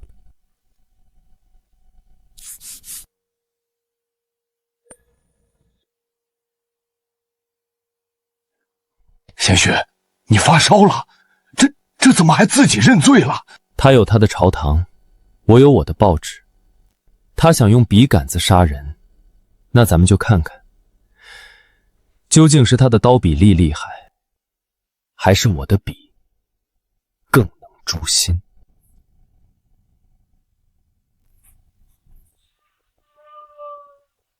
卖报卖报！京华时报号外，保元局行走，顾青云亲笔撰文，泣血自白。快来看啊！顾青天有话对全城父老说。我顾青云有罪。青云自入金陵，承蒙圣上与太子殿下厚爱，入保元局行走，惶恐之至，日夜不敢懈怠，只求为国为民，烧尽绵薄之力。然今日朝有御史以2大罪名弹劾于我，青云思前想后，辗转反侧，终觉御史大人所言极是，我顾青云有罪。第一，有罪于江南盐商，只因保元局所出雪花盐定价30文，百姓吃得起，断了盐商老爷们数倍暴利，与豪强争利，我罪大恶极。好你个顾青云，将计就计，本宫果然没看错人。第二，有罪于地方劣绅，因这一纸《京华时报》，只为无处申冤之百姓陈词，城西张屠户被骗之房契得以追回。是啊，是我呀！城南李老汉被打断腿，得以严惩凶徒。此举让鱼肉乡里，欺压百姓之辈，不能再为所欲为，与恶人结仇，我罪不容赦。顾青天无罪，顾青天无罪，顾青天分明是好人。第三，有罪于朝廷，有罪于天下读书人，只因我顾青云妄图以格物之学利国利民，水泥船渡、雪花盐皆是奇技淫巧，上不得台面。以商贾之身行读书人之事，乱了祖宗规矩，不守本分，我罪该万死，字字泣血，句句在理啊！来人，将这报纸以本宫的名义送入御书房。这哪里是认罪书，分明是血泪史啊！知娘贼，那些狗官自己不干人事，还不让别人干了。顾公子卖我们便宜盐，倒成罪过了。我家就是听了报纸，才把被恶霸占的田给要回来的。谁敢说顾青天有罪，我第一个跟他拼命！快来人，去把那报纸报社都给我查封收缴了，一张也不许留。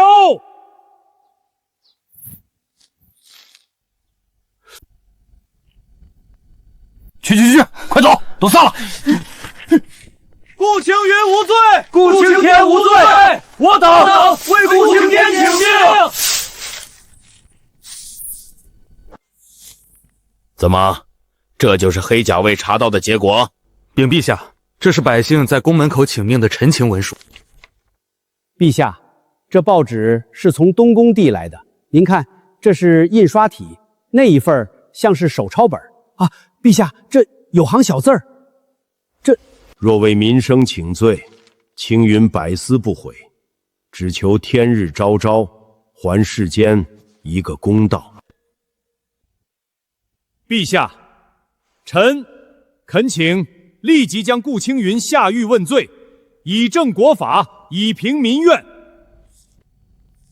于爱卿，你口口声声说民怨沸腾，那朕倒是想问问你，这就是你们说的民怨沸腾？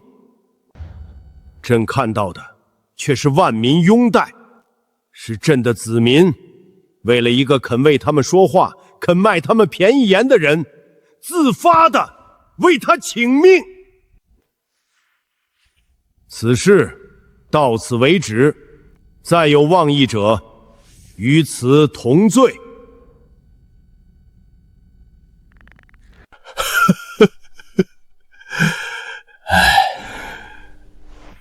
夫君，深秋夜里凉，当心着了风寒。凌月，谢谢你，在最艰难的时刻愿意相信我。夫妇一体，夫君不必言谢。贤婿，你是如何断定陛下会放过你的？岳父可还记得程一博那封信？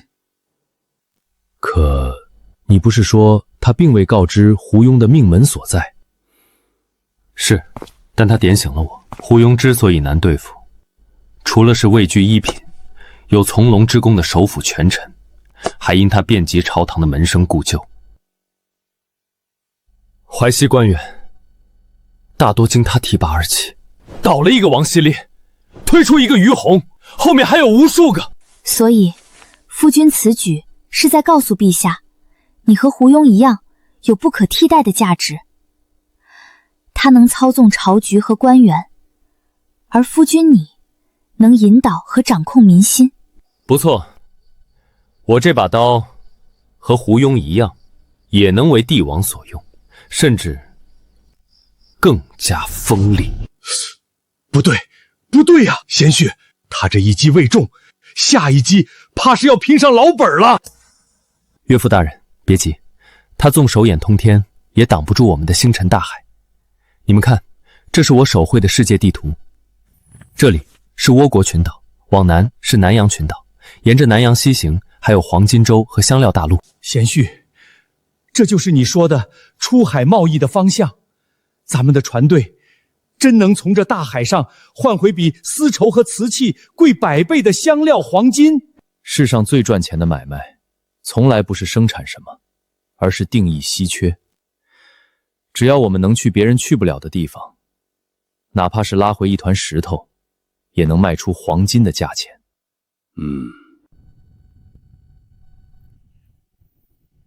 进来。老夫想明白了，跟一个泥腿子在田里比种地，那是自取其辱；跟一个商贾在算盘上比算计，更是愚不可及。他不跟老夫玩朝堂上的规矩，那老夫也不跟他玩生意场的把戏了。老爷，您打算如何做？我要把他的算盘、他的保元局，连同他这个人，一起从这大梁的版图上彻底抹掉。请老爷吩咐。去给通政司督察6部中所有门生都递个话，就说倭寇又来了。陛下，老臣有罪呀！又来，还演上瘾了，能不能来点新鲜的？胡相何罪之有？臣身为百官之首，却未能替陛下分忧，致使东南沿海倭寇再起，百姓流离失所，村庄化为焦土，臣罪该万死。此乃浙东布政使800里加急奏报。月前，倭寇数十人突袭泰州府一渔村，烧杀抢掠，村民死伤惨重，财物被掠劫一空。继续讲。陛下，倭寇之患由来已久，为何屡禁不绝，反而愈演愈烈？臣思之许久，终于找到了根源。根源就在于开海通商。好你个老狐狸，大蛇打七寸，专挑麻绳细处剪啊！父皇，儿臣以为胡相所言过于危言耸听。哦，太子殿下莫非久居庙堂之高，忘了民生多艰？胡相，此诛心之论慎言。陛下，请恕老臣直言，正因开了海，商船往来不绝，才让倭寇有劫掠目标；正因开了港，才让倭寇有登陆缺口。倭寇之患虽紧要，可开海通商也是繁荣经济之要策。若因借使之窗，就要闭关锁国，那我大梁如何开疆拓土、大展宏图？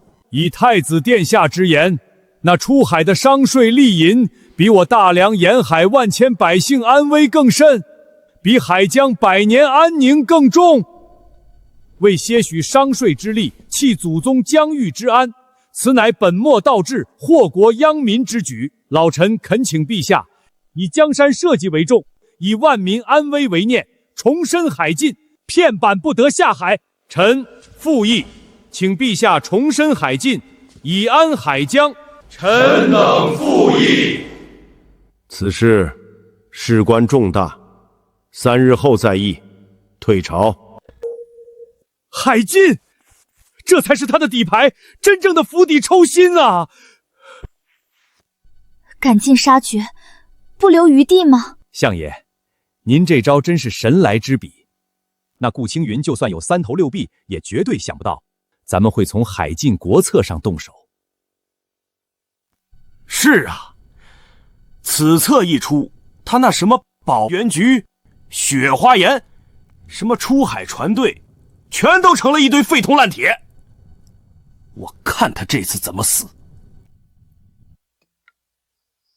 对付一条在池塘里折腾的蛟龙，最好的法子不是下水和他搏斗，而是将池塘的水彻底抽干。相爷英明，我等自愧不如。顾青云是条蛟龙，可他的江河全在我大梁疆土之内，我便借陛下之手筑起一道通天大坝，让他永无入海之日。陛下本就对海外诸国心存戒备，倭寇更是心腹大患。我们拿倭寇给陛下递刀，分明是捅到了陛下心尖上。不错，我今日所奏，字字都是为国为民，句句都站在民族大义上。他顾青云不是会挑动人心，这招又如何呢？他那点蝇头小利，拿什么来反驳？可太子殿下似乎想保他，我怕。哼，太子再大也大不过祖制边防，3日后就是他顾青云和沈万三的死期。完了，贤婿，这次是真的完了。海禁是祖制国策，谁敢反对，就是和祖宗规矩过不去。胡庸这一刀是借陛下的手和满朝文武的嘴来杀我们啊！爹爹，暖暖手吧。贤婿，听我一句劝，咱们认输吧，把保元局的份子和盐引交出去，再把金陵的铺子田产变卖了。咱们回苏州老家，关起门来还能过几年安生日子。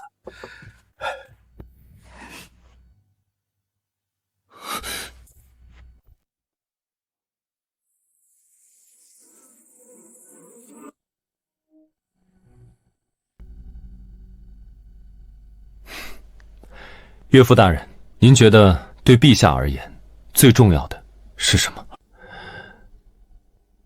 自然是这萧家的江山社稷。对，他胡庸以为用祖制边防就能封死我所有的路，可他不知道，我接下来要献给陛下的东西，恰恰与这江山社稷息息相关啊！陛下心中这杆秤也在衡量计算。您说，做生意和管理国家有什么相通之处呢？权衡利弊。既然眼前这利益不够大，那我们就给他画个更大的饼。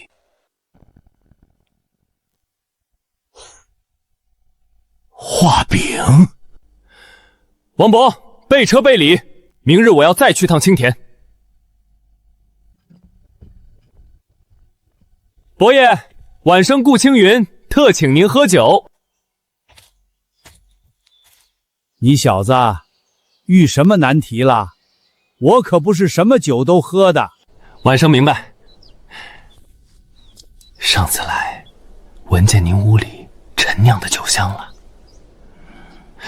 这是波斯国的琼浆玉液，您上脸尝尝。你先说说要问什么，老夫再看这酒能不能喝。晚生想请伯爷出山，替晚生向陛下递一篇策论。哼，想让我替你背书？是。您在陛下心里的位置，可不是他胡庸能比的。不去，你请回吧。伯爷，您再听我说两句，说完要再不肯，我立马就走。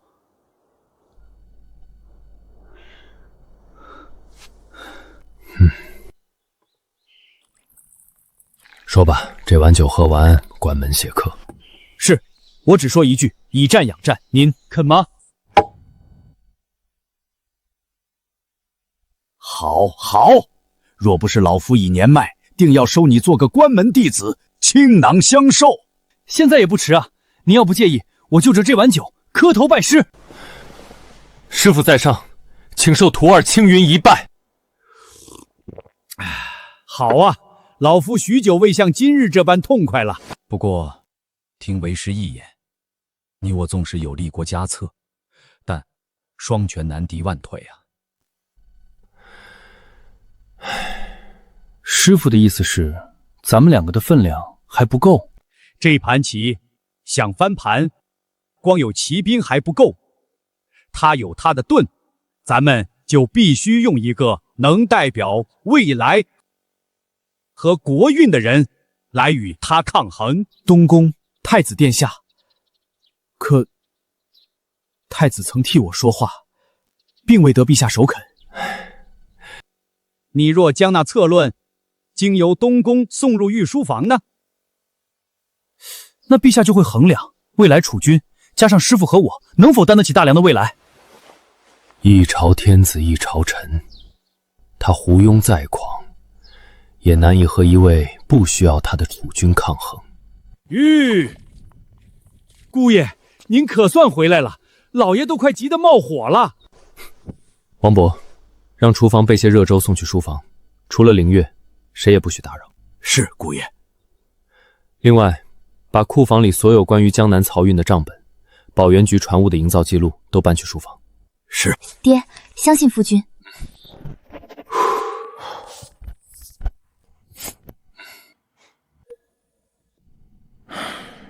明日就是3日之期，若是海禁一下，大梁的未来……殿下，沈家派人送东西来了，快给本宫呈上来。大梁之未来，在海不在陆。开海可设市舶司广收商税，1年之入可抵江南秋粮，3年之后国库可再无亏空。以商税之银建皇家水师，10年之内，可得一支纵横四海、无敌于天下之铁军，倭寇之流挥手可灭。以水师之力护我商船，扬我大梁国威于海外，万国来朝指日可待。来人，传顾青云，不得让任何人知晓。是，殿下。臣顾青云参见太子殿下。爱卿不必多礼，坐。本宫想知道，那策论上写的究竟是爱卿胸中的锦绣文章，还是一个根本无法实现的痴人说梦？回殿下，臣不懂什么锦绣文章，臣只知道算账。殿下可曾算过，大梁1年有多少丝绸？若因海禁烂在江南的仓库里，损失几何？若出海，又能换回多少银子？若渔民不得出海，不能维持生计，又损失几何？若开海造船，多少木匠、铁匠能养家糊口，得以为生？你所言何尝不是本宫所想？可蓝图再好，终究是纸上谈兵。胡庸背后站着满朝守旧官员，此事一旦推行，必将引来朝野上下震动。若是加上程一博呢？程一博，你请得动程一博出山？臣有幸得程一博提点，收入门下。师父他老人家亲言，愿为大梁的未来一战。一旦失败，你万劫不复，而本宫也将威信扫地，动摇国本。顾青，这个风险太大，大到本宫赌不起。殿下，守城之君可保大梁百年安稳，但唯有开拓之主，方能开创大梁千百年未有之盛世。殿下，甘为守城之君乎？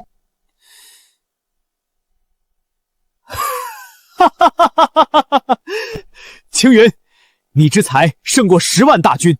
明日朝会开海一事，本宫与你一同扛下。若爱卿能助本宫开此万世之基业，他日本宫君临天下，必与爱卿共治之。众卿可想好了，海禁一事有何新论？臣有本要奏。讲。臣以为海禁国策乃奠定大梁万世基业之铁律，绝不可动摇。我大梁地大物博，何须此等化外之民行商贾之事，逐营谋之利？说重点，朕不想听冠冕堂皇之词。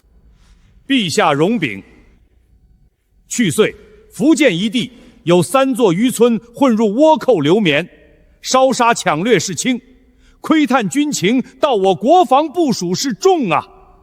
陛下，臣要弹劾鼓吹开海之人，伤者重利轻义，国之蛀虫也。为一己之私，便欲动摇国本；更有甚者，勾结外敌，贩卖我大梁军械，此等行径与通敌卖国何异？御史中丞、上护军、资善大夫、太史令程一博、刘伯温觐见。他怎么来了？好戏开场了。哼。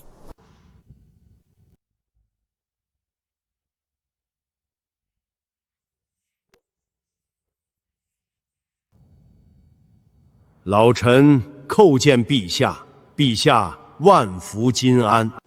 爱卿，快请起。朕听闻爱卿还朝，甚是欣慰。此前，胡相曾言，海禁边防一事，朕想听听你的看法。陛下，我大梁海疆万里，赌不如输，禁是禁不绝的。与其让百姓沦为走私之寇，倒不如朝廷设法纳入正途，变祸为利。程一博，久居江湖之远，哪知要堂之心？我统领中枢，3司6部，哪一件是小事？牵一发而动全身，难不成程一博要替老夫分忧？国事亦是家事，老臣所言不令胡相满意，便请太子殿下一言吧。原来程一博此来是为太子殿下打前锋的。臣今日不为私利，不为党争，只为我大梁万世之基。胡相，老夫退隐多年，陛下曾几度相邀亲授太子太傅，老夫婉言谢绝，未免朝臣多心，更未避党争之嫌。罢了。哼，太子，你有何见解？儿臣以为，阻治边防不可轻动，然时移世易，法亦当与时俱进。出海与进海孰轻孰重，一算便知。数据账本不会撒谎。父皇请看，这是儿臣命保元局行走顾青云所著策论，出海之利弊账目名册，收之清晰。然儿臣想问父皇胡相和满朝文武，四海之外奇珍异宝堆积如山，大梁为何不取？若以战养战，有何不敢？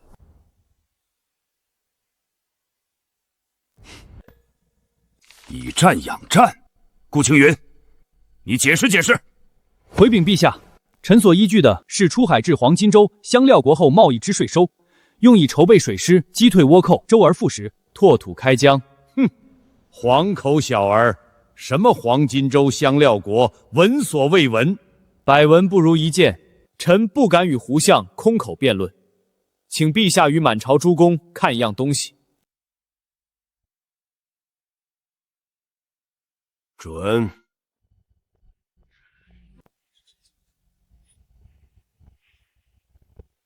这是何物？胡闹！简直胡闹！此乃奉天殿，岂容你用此等鬼画符故弄玄虚？是啊，画的什么东西，乱七八糟的。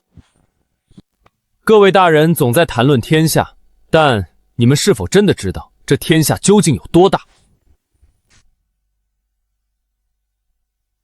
陛下请看，这里是我煌煌大梁，这里是东洋，海军署的大人应该很熟悉，琉球群岛、倭国半岛都在此。再往东有一片更大的陆地，上面居住着红色的印第安人。你在妖言惑众！胡相，东洋的地图，琉球国主曾进贡过。这是南洋，与南洋相邻的，便是黄金州与新大陆。诸位大人总说倭寇之患难以根除，可大洋彼岸有无数比倭国富足百倍、强大百倍的国度。哼，南洋诸国未曾往来，岂非任凭你胡说？胡相啊，我是不曾去过，可前朝市舶司旧档一查便知，海上的记录也有佐证。黄金州上香料成山，便是寻常百姓家中的饭碗，也是纯银所制。不要用你的无知短见影响我大梁国运。此乃臣估算账册，若重开市舶司，所有进出港货物抽10之税率，仅丝绸、瓷器、茶叶，每年可为国库增收白银500万两。国库一年税入才多少？这仅港口税收就这么多。固步自封，我们的世界便只有圈里这么大。可若是扬帆出海，我大梁的世界才能变得和这张图一样大。不错，顾卿所言极是。老臣附议。你说的朕都明白了，可兵部所言倭寇之事如何解决？若为这500万两，使我大梁寸土，害我子民，再多银子，朕也宁可不要。陛下圣明，此等商贾之言，眼中只有金银，心中毫无家。胡相，稍安勿躁。微臣方才所言，不过是开海之力，组建一支大梁开国以来史无前例的无敌水师，那才是以战养战。哼，老夫只问一句，钱从何来？每年莫说500万两，便是1000万也未必够用。钱就从这汪洋大海里来。市舶司的税银不入户部，设立一个水师衙门，专款专用，全部用于打造舰队、招募水兵。胡闹！这税银不入库，我户部年度清账如何筹算？户部欠的账单难道还少吗？待水师初具规模，便立即出海，剿灭倭寇，肃清航路。航路越安全，出海商船便越多，税银自然水涨船高，循环往复，打造更强大的舰队，让国力和财富滚雪球一般不断壮大。父皇，如此良策，儿臣恳请父皇为了大梁的未来应允。理论虽好，可你口中那无敌战船，比之当初献给朕的破浪号更甚吧？你保元局都未曾造出，谁能造得出来？陛下，臣携保元局已造出1/2等比的水泥战船，请陛下移步船库一观。水泥战船？陛下，臣脚下的船坞为特制的水泥所建，坚硬无比。这是何物？不合规制，简直不合规制！这材料既不是木头，如何浮于水面？来人，下水！将那些铅块放进甲板上。来人，取锤子来！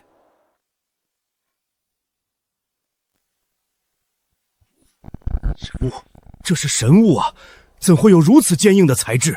陛下，这是用我保元局研制的特殊材料——水泥，混合河沙、碎石，再以钢筋为骨浇筑而成，其坚固程度远胜任何周木，水火不侵，炮石难伤。你是说，此船触礁也不破？寻常风浪，触礁无碍。最要紧的是其成本，不及上等楠木的1/10。此物便是臣为陛下为我大梁水师准备的第一份薄礼。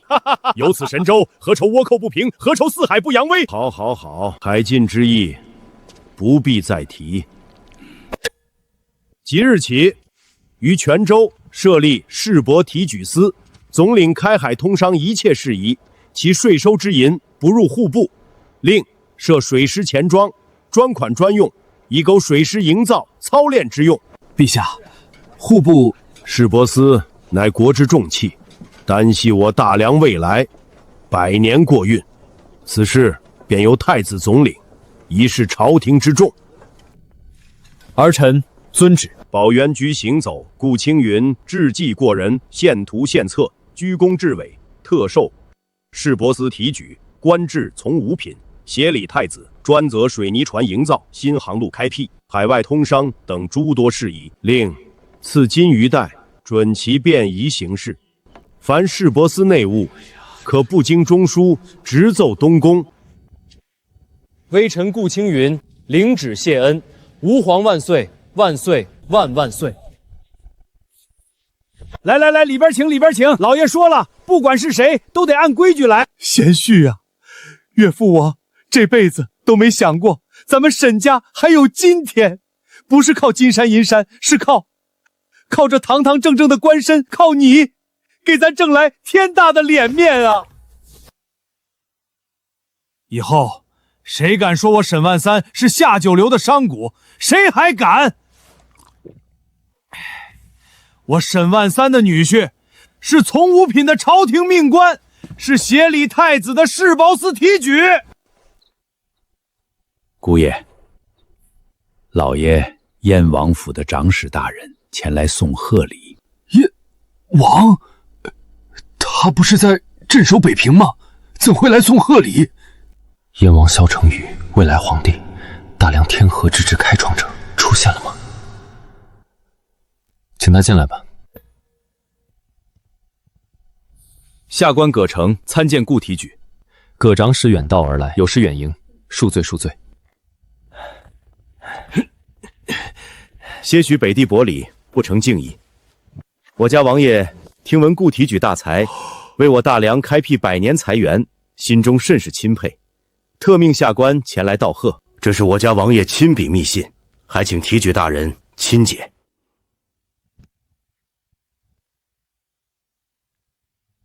文先生所献水泥战船坚不可摧，神威无比。若此神舟能用于我北境水师，何愁达怒不灭？不知本王是否有幸向先生请教一二，以解北境之苦。燕王殿下心系国事，镇守边疆，劳苦功高，青云佩服之至。待市舶司事务走上正轨，若有机会，定当向殿下请教北地铁血之君之道。那下官不打扰了，告辞。这位燕王殿下来者不善啊。岳父大人，您说错了。胡庸是摆在明面上的恶狼，他张牙舞爪，想的是把我们吞进肚子里，填饱他们的胃口。而这位燕王是蛰伏在北地深山里的猛虎。狼要吃肉，可猛虎想要的可能是整个天下。